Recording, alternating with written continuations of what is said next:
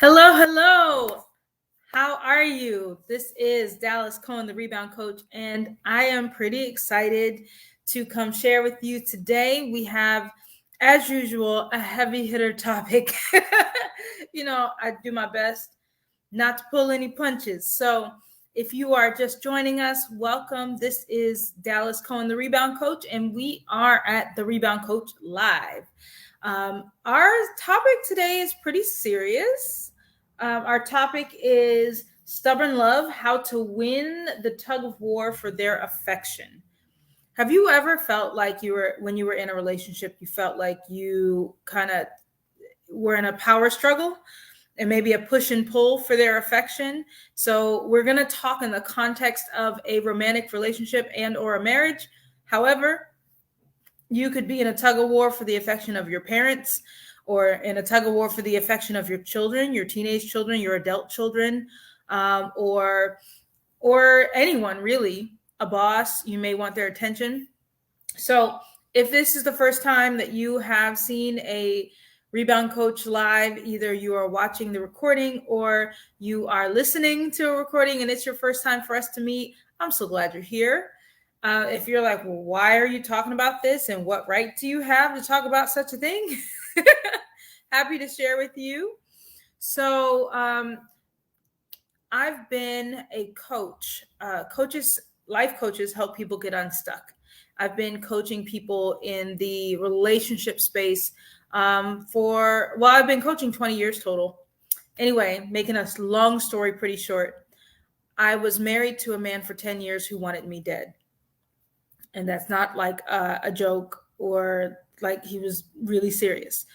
I, of course, didn't find out until, let's back up. Let's make that make sense. So that didn't make sense for a person like me who was raised in a good, godly home. I had two parents who loved God. They loved each other. They were married for a lifetime until my mom passed away back in 2003, long time ago.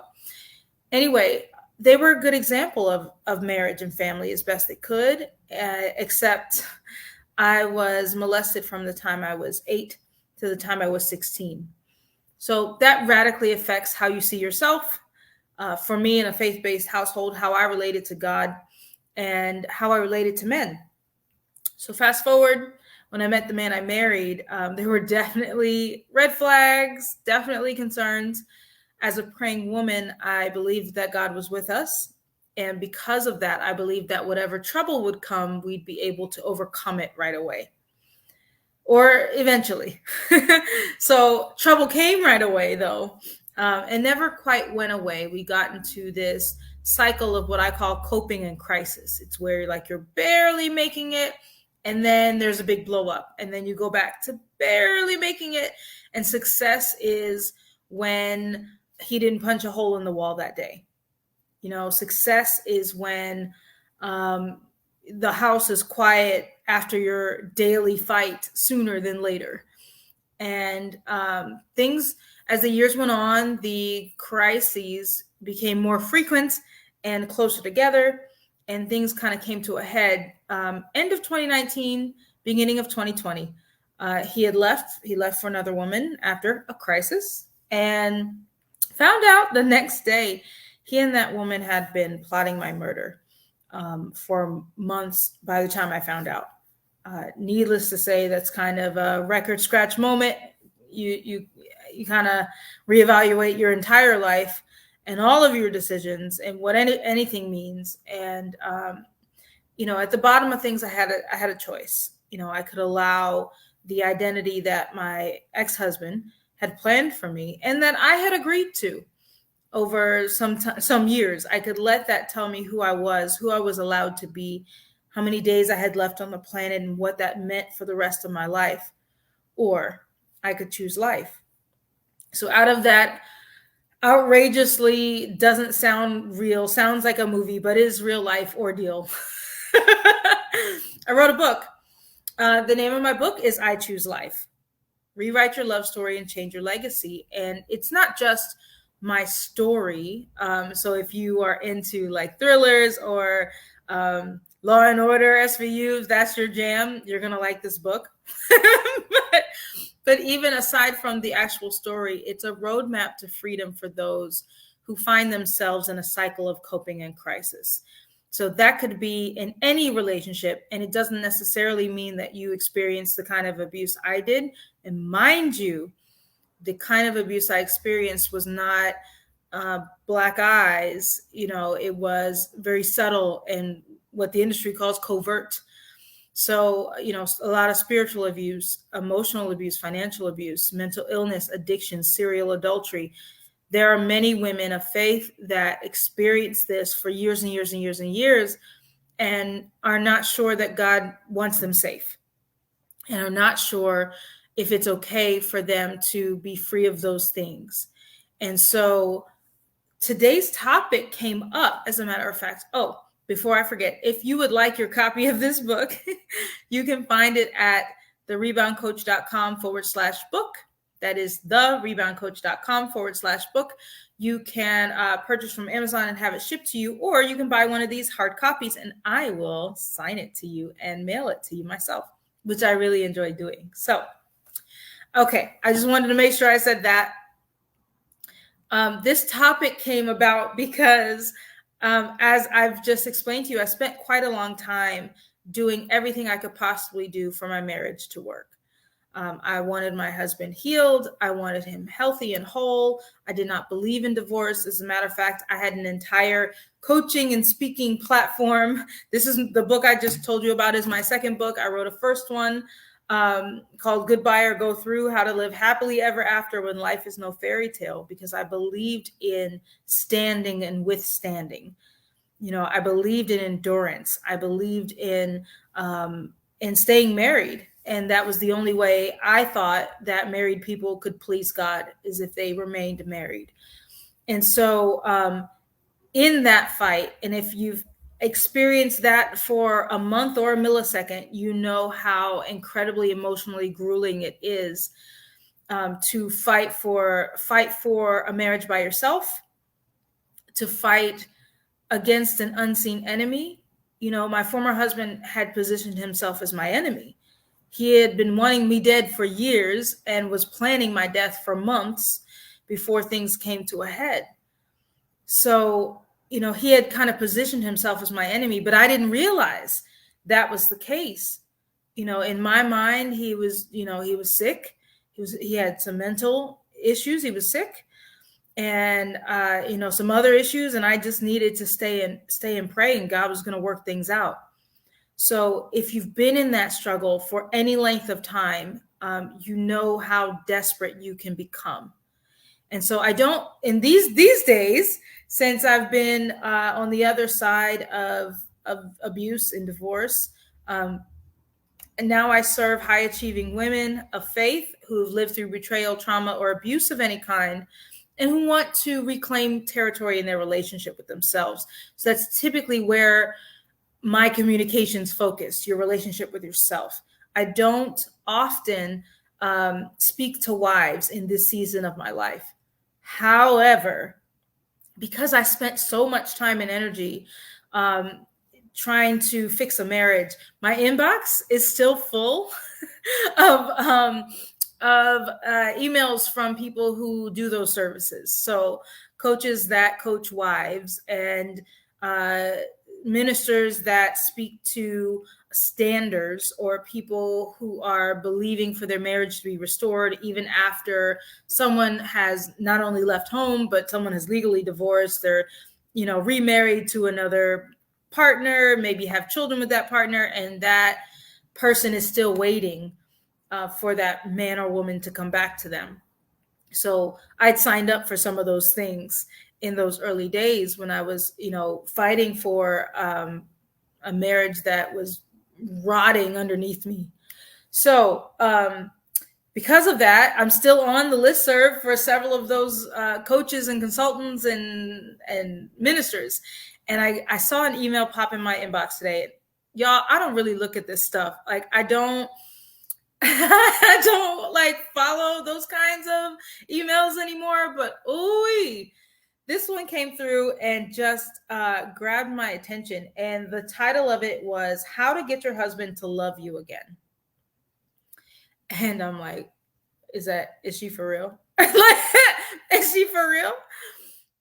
So, I clicked on it because I needed to know more information. And that's exactly what it was. So she, has these emails, and then she's pointing people to a podcast.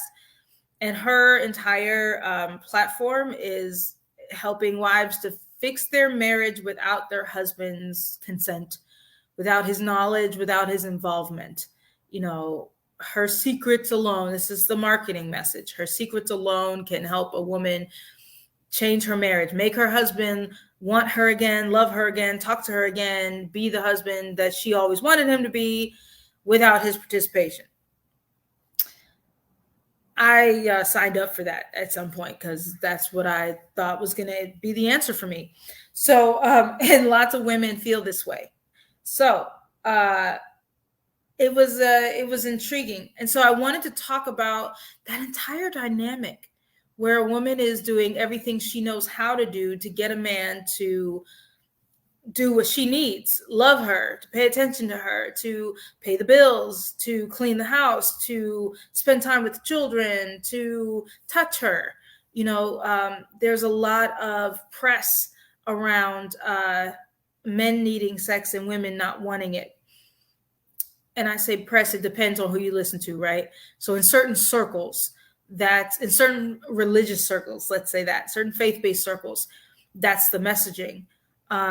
And women who are in situations where they are married to men who won't touch them, and they want the affection, they want more intimacy, and their husbands are neglecting that, they face a special kind of pain, because not only, are they suffering, that people won't believe them. What do you mean the man, he must be getting it somewhere, right? Maybe not.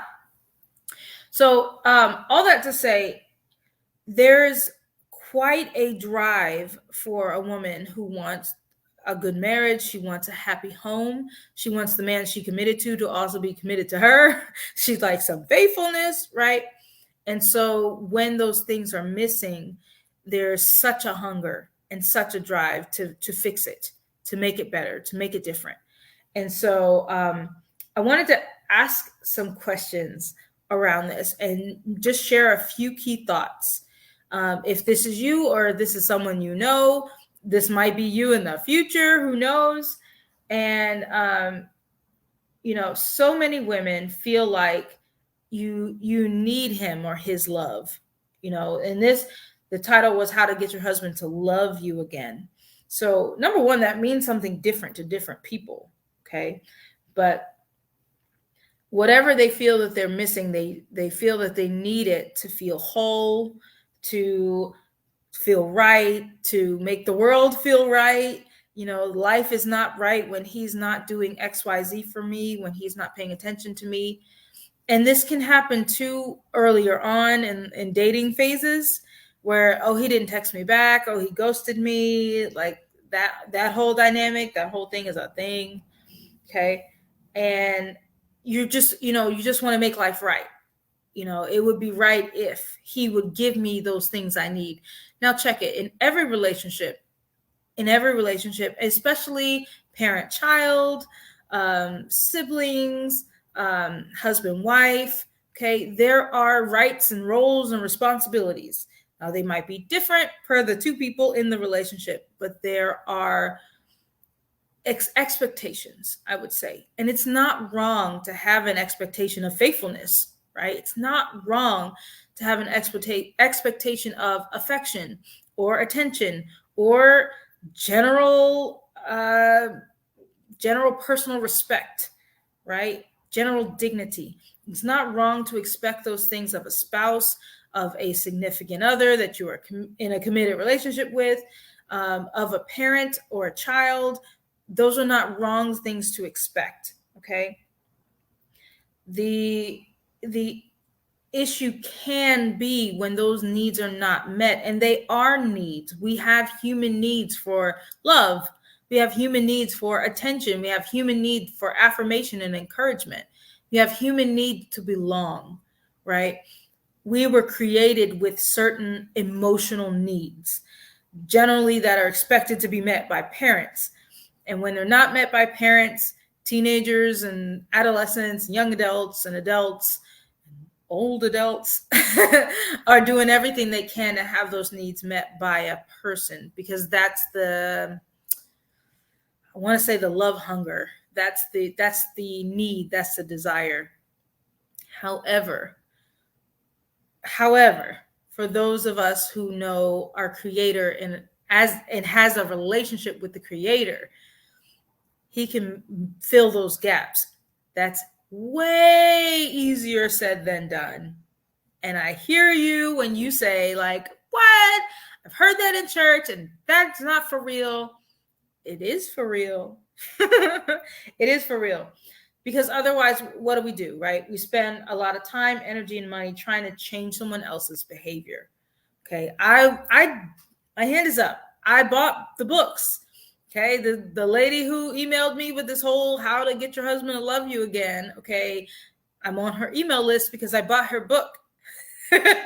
and crazy as it seems, my ex-husband at one point threw out a bunch of my belongings, which is another form of abuse. When they trash your stuff, he ransacked the entire house and threw all my stuff away and anything that was of significance to me. And he left that book, the lady's book on how to be a loved wife. Like, he left that one. I just find it interesting. But when we are desperately trying to get our needs met by someone who is even supposed to meet them, right? Like, a spouse does owe you some things, right? And you owe them some things. Okay. So even though it may be correct to expect those things of that other person, when they don't fulfill that, we're spending a lot of time trying to change someone's behavior. And I don't know about you, but we're not able to change anybody else's behavior. Right? Like, we have a hard time changing our own behavior over a sustained amount of time. So, wives that try to change husbands, generally, are called nags. She's controlling. Same thing. If a man is trying to change a woman's behavior, he's controlling, right? It teeters on abusive, depending on what you're doing to make that happen, or manipulative, which is a form of emotional abuse, trying to manipulate your partner to believing the way you believe, seeing things as you see them, doing things as you would have them do, right? Any activity we could be doing trying to change someone else's behavior is, number one, not effective, and number two, usually the wrong thing to be doing, right? Like, it's wrong to manipulate a person, or to try to manipulate a person, or to trick someone into doing what you want, right? So, all right, okay, Dallas, you're telling me I can't control somebody else's behavior. What am I supposed to do? So, things were going great. Now they're not going great. I just want him to love me again. I just want his attention again. I just want his approval again. His or her, right?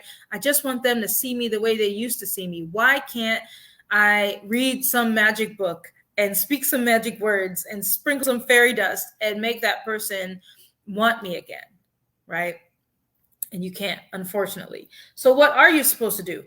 I have 4, if you're taking notes, thoughts and steps for you. If you find yourself in that place and you're in a power struggle, you're in a tug of war with a partner, and you want things to go back to the way they were, or the way you thought they were. Our memories are very sticky wickets, I'll say. So, step number 1, define what their love is to you, what that even means to you. Okay. What are you actually missing?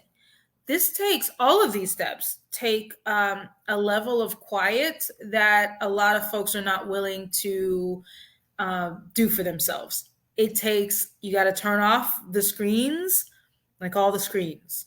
Turn off the screens and be alone with your thoughts and your heart and your hurt. and really define for yourself, what is it that I am actually missing?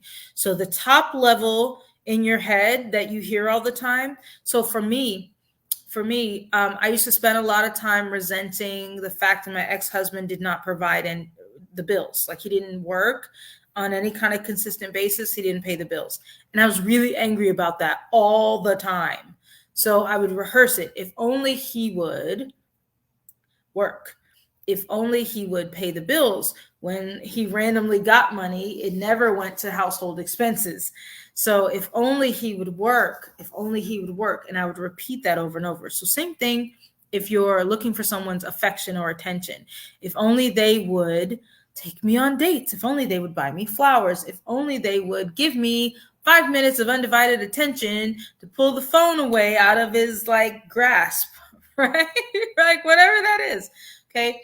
Define what you're actually missing. And the person's behavior by itself doesn't give you what you're missing. It is the precursor to what you think you're missing. So for example, if only he would put the foot down, If only he would put the phone down and talk to me, right? So what you're missing is not really him putting the phone down. You're missing some meaningful communication. Maybe you're not feeling heard and not feeling seen, not feeling acknowledged, right? That's what you're missing. Okay. I don't feel heard or seen or acknowledged, right? Okay. Or sometimes we say we want someone's love, but really what we're wanting is someone's realization of our pain, especially in situations where there was abuse or infidelity or addiction or what have you. You want them to realize the kind of pain that they've put you in. And unless they are you, they cannot. They can at most, they can hear you, they can empathize, they can sympathize, they can communicate. I'm sorry that I hurt you, but they're not going to know the depths of pain that you've experienced because it is your experience. It's like those nodes that they put on men and they say, you're going to experience what childbirth feels like. Like, there's no way you can simulate that. Like, it is what it is. Any woman who's experienced childbirth can tell you it is not something any machine can simulate. Like, they can do their best, but I'm telling you, it's an experience all its own. So the same goes for your emotional wounds. You can communicate, this is what happened to me. This is how it made me feel. And someone who loves you, who cares about you, can listen, empathize, sympathize, and communicate their empathy and their sympathy for what has occurred. What they can't do is understand that on the level that you do. Okay. And where we often say, well, I wish he loved me again. He doesn't love me anymore. That can also mean he's not apologizing for his infidelity. He's not apologizing for the way he's treating me and the children. He's not apologizing for his gross neglect, for his serial adultery. He's not apologizing for for gambling or porn or whatever it is, right? So a lot of times we say we're missing love, but we're actually missing an apology. We're missing attention. We're missing acknowledgement or affection. Okay. Again, like I talked about in the beginning, there's a lot of faith-based wives who are feeling neglected emotionally, physically, sexually, feeling neglected. And, their man is doing whatever their man is doing. And they feel like, you just left me out to dry here. Women can be in the prime of their lives and feel like, hey, nobody's paying me attention. So your first step, if you're in this tug of war, you're in a power struggle with someone and you want their affection back, their attention back, the step number one is to define what love means, what their love means to you. Okay. What exactly are you missing? Step number two, is that really what they're capable of?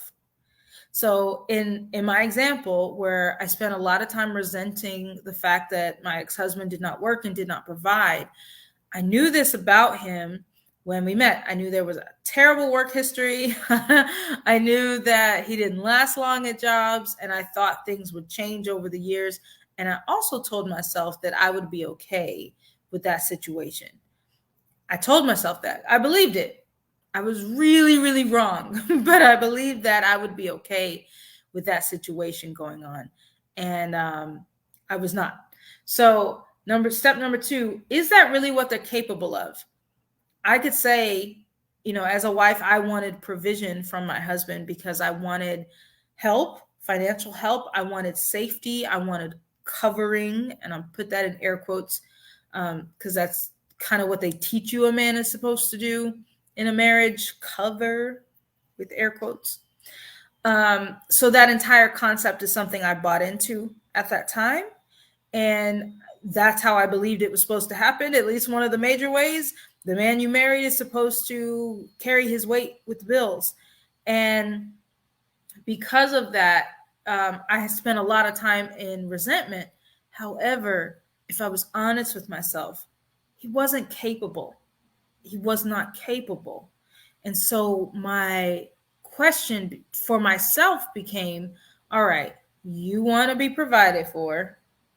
He is not capable of providing for you, and you are covenanted with this person. So the question becomes, what do you do about that? So for many, many years, for 10 years, as a matter of fact, I decided that I don't need that. I decided me staying married was more important than me being provided for by my husband. So I didn't need it. I was going to do all the working, I was going to do all the paying of bills, and I was going to be okay with that. Except I wasn't. In my heart, I was not okay with that. So for me to acknowledge that I wasn't okay with that, for me to acknowledge, you know what, it's not okay for me to foot the bill for a grown person forever. So we're not talking about cases where, somebody's going to school or somebody gets sick and, needs to take a break and the other spouse, that's not what I'm talking about. This is prolonged, permanent situation. So it was too scary for me to acknowledge, all right, I'm not okay with this. And if I tell myself I'm not okay with this, I'm going to have to make a change that I'm uncomfortable making, right? To say, and this is advice I actually got while I was married from a professional. So take it or leave it if this is your situation. I was advised, hey, you can just quit your job and say it's your turn. If you don't work, we won't eat. Okay, that's it. And that is an ultimatum that someone could do. And that was something I was not comfortable doing because I wanted my security, as I wanted the bills paid more than I wanted my husband to work, right?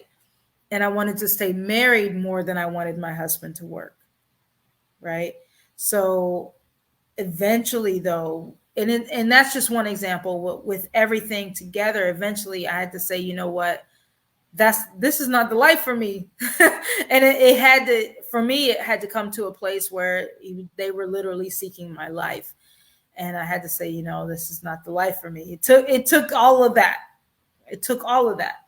So step number one, define what their love is to you. What are you actually missing? Number two, is that really what they are capable of? The thing that you are missing, that you identified that you need out of that relationship, are they actually capable of doing that? And step number three, or question number three to ask yourself, if it never happened for you, if they never came around to do the thing that you are wanting them to do, would you be okay? Would you be okay? If it never happened? And for many people, no, I would not be okay. I would not be okay. I need them to do this thing. If they don't do this thing, the world is over and I don't know what to do now. And the truth of the matter is we can't change anyone's behavior, right? We can't change anyone's behavior. We really don't do well changing people's opinions, right? Like, the best we can do is share information and help ourselves. So, do you find yourself in a place where you are desperate and clingy? You need their love, you need their attention, you need their time, you need their money, you need whatever it is you need, right? And you're like, I'm gonna hold on with everything, and I'm anxious. I'm gonna do whatever it takes for you to stay around here because I need. Or you could find yourself on the other side of that and say, I'm gonna reject you before you reject me, and I'm gonna be, I'm not gonna go all in on my relationship. I'm gonna be halfway committed because I don't know if you're committed and I'm 1 foot in, 1 foot out. Like, you could be on that side of things. It's the same dysfunction, just different sides of the coin. Or if you, and really you want to say, all right, if I'm dependent on this person's love, I'm dependent. Why is that? Especially in the case of a spouse or significant other. It's a little more natural for a child to need and feel like they depend on the love of a parent, right? But many young people have abusive parents or parents that were not capable of giving them what they needed.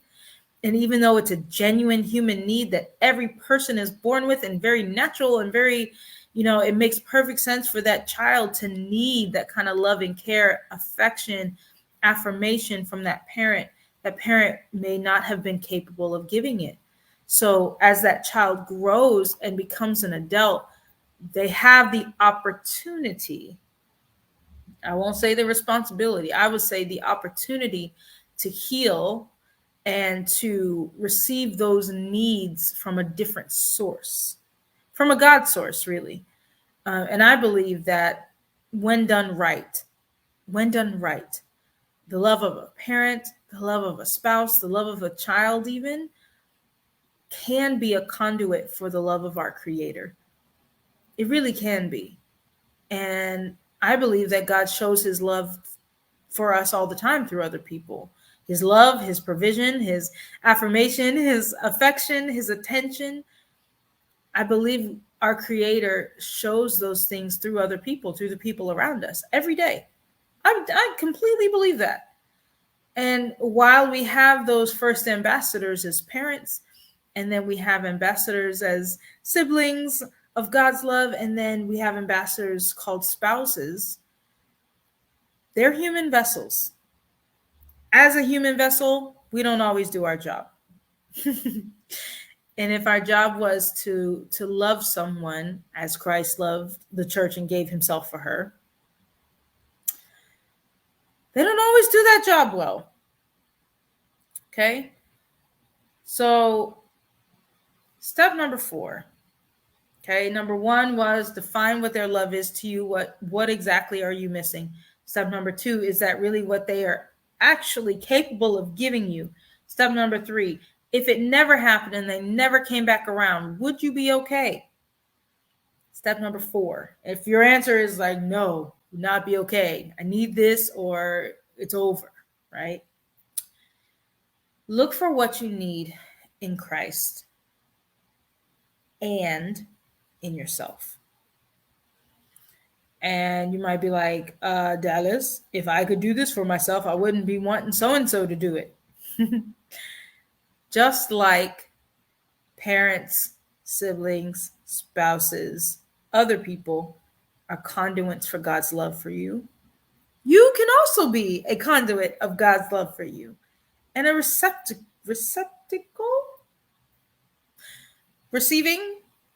of God's love for you. You actually can. And it is in that nurturing your relationship with yourself, whether you are married or single or young or older or woman or man or a child or an elderly person. It doesn't matter your situation in life. You can nurture your relationship with yourself. You can become the conduit of God's love for you to you. Yes, you can. And it doesn't mean you're rejecting anyone, and it doesn't mean that you're independent of anyone. We are created to be interdependent beings, and we will always be interdependent beings, which means we need each other. We need community.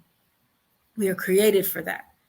But that doesn't negate the fact that you can be the conduit for God's love to you, through you. And when you are doing that and nurturing that relationship with yourself, nurturing your relationship with your creator, when we walk in the spirit, we don't live in the lust of the flesh. What does that mean in context to this? When we're getting our needs met through Christ, through ourselves, we won't need in that desperate, clingy, codependent way that other person. Doesn't mean we're not neglecting anybody. We're not like, well, I'm done with you. I am not. Even in cases of abuse, I understand that women stay married for a lot of reasons. If you get my book, you'll see why I stayed married for 10 years to a person who was abusing me. So I don't tell anyone what they need to do, because it didn't work when people tried to tell me. Everyone gets to make their own decisions. I put this out for you because when you think about loving yourself, when you think about becoming a conduit of God's love for you, to you, you think about that. How much abuse should you put up with? Right? How much abuse should you put up with? How much neglect should you put up with? What is an acceptable level of neglect for you? What is an acceptable level of adultery for you? What is an acceptable level of porn use and gaslighting and manipulation for you? What's an acceptable amount of verbal and emotional abuse and spiritual abuse for you? How much twisting of scripture and isolation would you like to endure in your life? Independent of anything else. That's the question to ask yourself. How much of this are you okay with? Again, like in step number 3, if that person never came around to doing and being the person you wish they were, are you okay with that? And if you're not, what are you willing to do for yourself? It's a heavy question. And I want you to know that you don't have to do this alone. You don't have to do this alone. You don't have to do this alone. There are a lot of resources, including my inbox, where you can get some support. And if you're in that situation, in any of the dynamics that we talked about today, and you're like, man, I'm in that coping and crisis cycle with so-and-so, and I'd really like something to change. I don't know what it's going to take. I don't know what exactly I want to change, but I'd like something to get better. Your first step is getting this book. That's your first step. Okay. You can go to thereboundcoach.com/book and get this book. That's where we start. You can find my inbox. You can find me on social media at The Rebound Coach, facebook.com/The Rebound Coach, Instagram at The Rebound Coach, Clubhouse at Dallas Cohen, and YouTube, The Rebound Coach. Either The Rebound Coach or Dallas Cohen on YouTube, but find me there. You can also find me at thereboundcoach.com. All the stuff is linked there as well. We have an exciting event coming up in September called the Sanctuary Experience. You can learn more about that at thereboundcoach.com/sanctuary. We create sacred spaces for women to heal. We create sacred spaces for women to encounter God. And amazing things come out of that. There are people who attribute their healing, their emotional healing, from baggage they've carried for many, many years to their sanctuary weekend. And we can't wait to do it again. It's coming up on September 16th, 17th through 18th. We're in Clearwater Beach, Florida, and it is an amazing, amazing retreat. Don't miss your opportunity to get in now when you have time to plan and make sure your calendar is set up and your monies are in, all of that. We can't wait. It's going to be amazing. So if you are in this situation and you'd like someone to talk to, feel free to contact me. You can contact me again at Dallas at thereboundcoach.com. That's my email, or at any of the social medias, at the Rebound Coach. Thanks so much for spending time with me today. I greatly value your time. I'm glad you spent this time with me. You can choose life. You can choose life for yourself, for your relationships, all of them, especially your relationship with you. Be blessed. And until next time, choose life.